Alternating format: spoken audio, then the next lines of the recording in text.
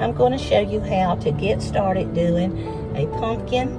This one, I'm just making a little short chain of about 15 stitches, and I'm going to show you how to half double crochet in the back part of your chain. Now, on the front, you have, let's just take this one for example. Right there's the top, and then you have a bottom part, and when you turn it over, there's a little raised place. I just call it a little knob, or just a little raised piece of yarn. So what I'm going to do is, I did 15. I'm going to turn it over. I'm going to skip the first one, so that'll give me a little turning room. Then I'm just going to start a double crochet, yarn over. Then I'm going to pick up that little nub right there in the back, yarn over, pull through, and pull up and pull through all 3 loops. And you just do each one. Yarn over, go underneath the little nub in the back, right there. Sometimes you've got to get underneath there, and then come through and up, and there you go. And this makes that first row more solid along the edge, and that'll work better when you sew this together, because we're going to make a flat area and then sew it together and close up the ends, and that's how we get our pumpkin. So again, let's just look at it one more time. Here you have what you normally look at after you have chained, the top and the bottom loops, and if you turn it over, there's the third part, which is that little nubby part there. So it's real easy to find. It just takes just a little bit longer to do the first row. So you turn it over, you're going to do a half double crochet like that. Then you do this, pull through, yarn over, get the little nubby part, go under it, yarn over, pull up, pull through all 3 of your loops, and you just go until you get to the end. Okay, I have 1 stitch left. I'm going to yarn over, go right under the back part of your chain, yarn over, pull through and up, and then pull through all 3 stitches. Alright, now I'm going to just chain 1, and you can chain 2 when you do a half double crochet, but for this I'm going to use just 1 stitch and keep the edge pretty tight along the edge. Alright, and now to start back, and right here, this is real important. When you start back, that is your chain that you just did. So I'm going to yarn over, we're going to ignore that one, and we're going to come down into this one, and we're going to turn it, and we're going to go into the back loop and yarn over and come up and through.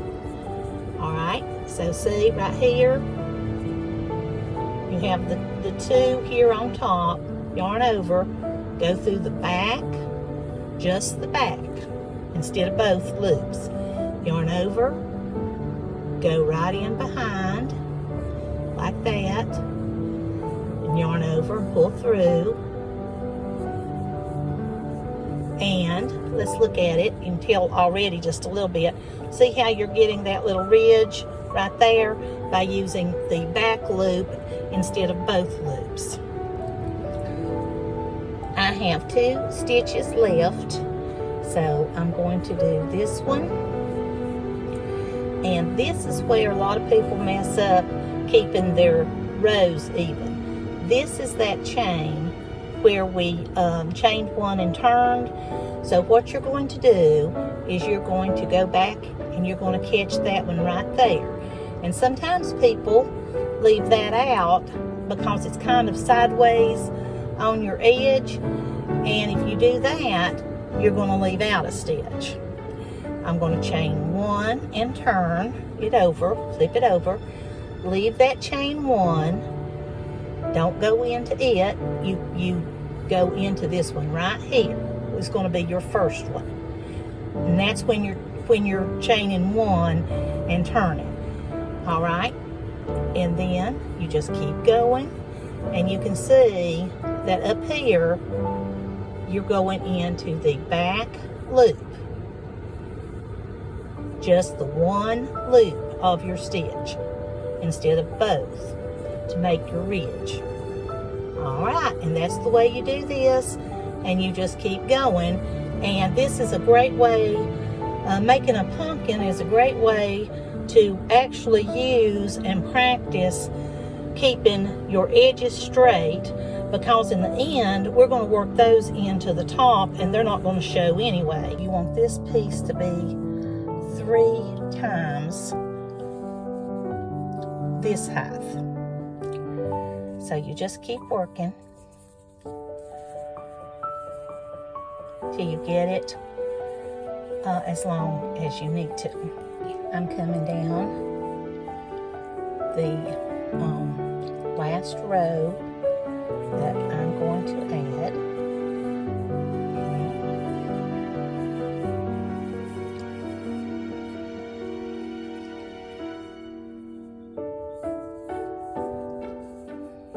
And again, you can see right here, you've got that stitch, and then this little stitch right here is the one that was the chain that you need to go into that one right there to get the last one. And if you notice, you know, this is fairly straight, and we're going to take the right side and we're going to fold it together. Now if you look, see the ribbing here, and you want to end up with your beginning stitches turned this way, and then that last row that you just did will look like that. And we just put them together, and we do need to chain 1 as we turn to do this. You're going to go into the front loop here and the back loop in that one, so that we'll have a little ribbon when we turn it, because this is the back side. Pull your yarn through and pull it through again to slip stitch. All right, again, you're going to come on this side. You're going to pick up the outer loop here, then you're going to go to the back side here and pick up that loop of that stitch. Okay, you're going to yarn over, pull through, and then you just keep pulling through to slip stitch, because we're just going to kind of sew it together. Okay, so on this side of this one, the far one on the other row, yarn over, pull through, just like that. And in a minute you'll see why we use the outer loops. When I turn it, you'll still have some ribbon. Then the back one there, pull through, and you just keep doing that all the way to the end. We have a couple of stitches left, so I'm going to go ahead, do that one, and then let me get this end one. Okay, right in there. You're going to pull through, and then we're going to tie off. So I'm going to go ahead and pull through there, and then I will cut the yarn, pull through, and then just tighten that up good. All right, now we're going to turn it to just look at it for right now. Okay, and see you've got a nice edge where you've sewn it together. And from the back side, we will be stitching around, making us a gathering string around the outer edge of this, and then we'll pull this together and we will stuff it. I switched back to the size that has the 15 stitches across, and the other one that we've been working on too has 25. It doesn't matter which one that you're doing, you're going to do them the same way. So we need to be on the wrong side. So it doesn't matter which end we start with. We just need to take a piece of our yarn, and I'm going to make it long enough that we're going to use it also to make the indentions in the sides. So I probably, and this will be plenty for this smaller one, I probably have about 2 feet. But that's, like I said, on this one, that's going to be a lot. So we're going to go ahead, we're going to just use a needle of whatever type you use to do working in your ends with. And I usually just start, I don't start at the seam, I usually just start kind of in the middle. And all you're going to do is take this, and then right at the top, you're just going to weave in and out. And that's why I said, if you were off on your, and you had a crooked, edge on these pumpkins, you would never see it because you're going to just work this in. And that's why I said for beginners, it would be a great piece for you to do and practice the edges, trying to keep them straight. And then if you get off, you just go ahead and leave it and work it in, and not worry about it because it will not show. And so anyway, let's just go ahead and go all the way around doing our gathering line or string or yarn, whatever you want to call it. And you just pull it, and of course you had your tail down here that you're leaving, that you're going to come back to. Now this little tail, just ignore that for now. Just leave that there and just go right on by it.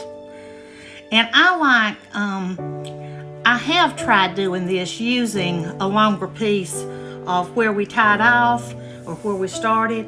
And I actually would rather have both ends loose because I think you get it pulled in just a little bit better. So just keep going right around your pumpkin top. Well, now actually I said top. Actually, this is going to be the bottom. The bottom's not going to have a hole, and the top will. But this one we do on the wrong side. Okay, so now I'm just going to even up this yarn a little bit. Don't have to be exact. I'm just going to use it later. So if it's a little bit even, it might work a little bit better later on. Now, just leave this piece out like it is, and just try to gather a little bit from each side just to make it. And if you need to kind of keep it to where the top of it's as even as you can. Now, you just tighten that up just good and snug.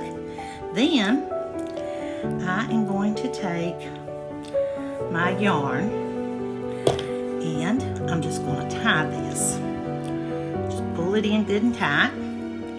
This won't have much pressure on it, so it'll be fine even if you don't get it very tight, because we're going to also work a little bit closing up that end. So I usually, and especially the big ones, now this one, if you put your hand in here, that's pretty much, there's no hole there. But on the bigger ones, sometimes there'll still be just a little bit of a hole. And so what you can do is just take that, I usually just use that little short piece because that's handy to use. And I'll still just work it in a little bit back and forth, just to make sure the hole's closed up. And it's not a big deal if there's a little hole there, because this is actually going to be the bottom. And this is a very forgiving project, and that's why I think it's so good for beginners and a lot of fun even if you're a very experienced crocheter. All right, so I'm just going to do that, and an easy way right here is just tie this right back into these two long pieces, just like that. Now we're going to turn it like this, and that's your bottom. And so we'll turn it like that, and I'm going to get some fiberfill, and I guess I can get this under here.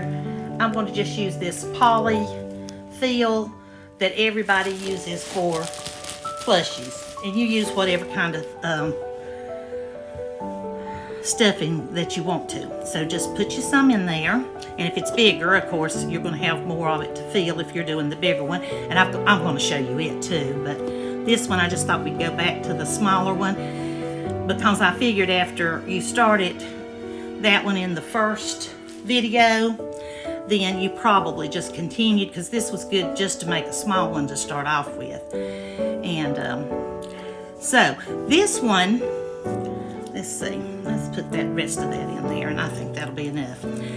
And you can put it as tight as you want to. Now, if you put it in there extremely tight, you may pull your stitches out a little bit. You might be able to see the polyfill, but it really won't make that much difference. Now, I'm just going to leave that there. And usually what I do, I just go ahead and get me another piece, and I leave those because I'm going to use these later. So let's just do like we did at the bottom. So I'm just going to start here in the middle like we did before, and we're just going to go right around the top of it.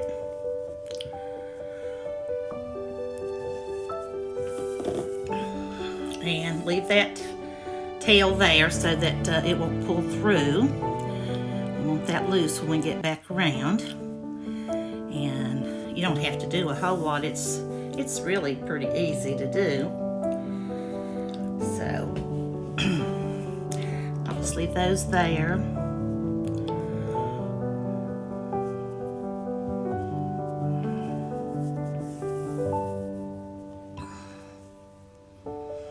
But these are fun to make, and I think they're really cute. I like the traditional, just an orange one, but I think these are pretty cool with just some, variegated colors together. That some of your fall colors, and then that way, if you're wanting to actually match your decor, you can do that. So anyway, I'll just leave all that hanging out the top, and there's that little short piece there. We'll just go on by it and don't worry about it right now. We'll take care of it just a little bit later. Just keep working. We're almost back around. There's the tail. Alrighty. Now, again, I'm just going to pull that shorter one and just kind of match up the length with that. This is all just hanging out the top. And this time, and I know we're on the right side this time, but this will be hid because we're going to put us a little, some kind of a stem, just depending on what you want to do. I use cinnamon sticks, and I ordered cinnamon sticks from Amazon, and I got a big jar that wasn't so expensive, that was a little rougher than you would use in the kitchen, because they're really kind of expensive if you use your kitchen cinnamon sticks. So pull it in, and then, like I said, just kind of take your finger, you want to leave about enough to where you can be able to stick something in there. All right, and then just tie that like that. I have a set of these longer crochet hooks with an eye on the end. When I am doing something that I am filling, a lot of times I use these because they're just easier to go through. And I got this set from Amazon, and I do have an Amazon storefront. So if you were to want to purchase this little set, which they're not very expensive, then if you would go to my link and pick the Amazon storefront, and they're in the category of crochet supplies, I'd appreciate it if you'd purchase from there if you were to want them. You don't have to have them. I mean, they're just kind of handy. I kind of like having them. I'm going to go through the the bottom, and I'm going to take one of these longer pieces of yarn that we left, and I'm going to just thread it, and we're just going to pull that through.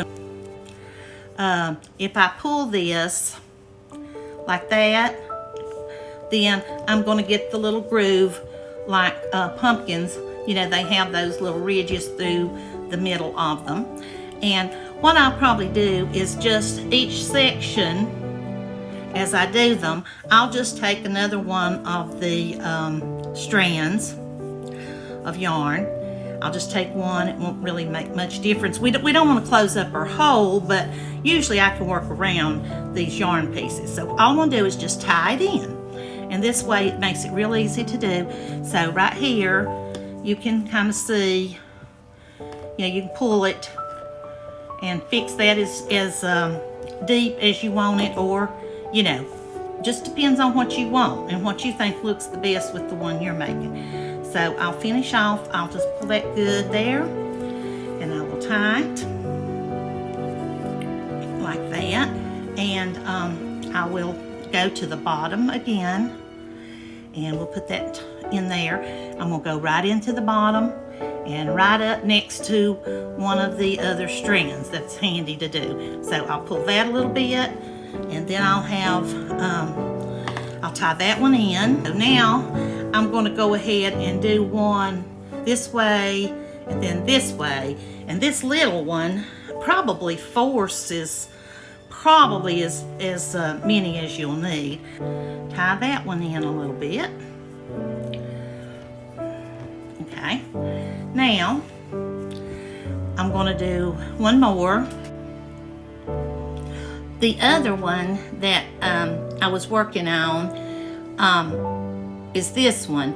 This one we started off with 25 chains, and I've already worked the strands in.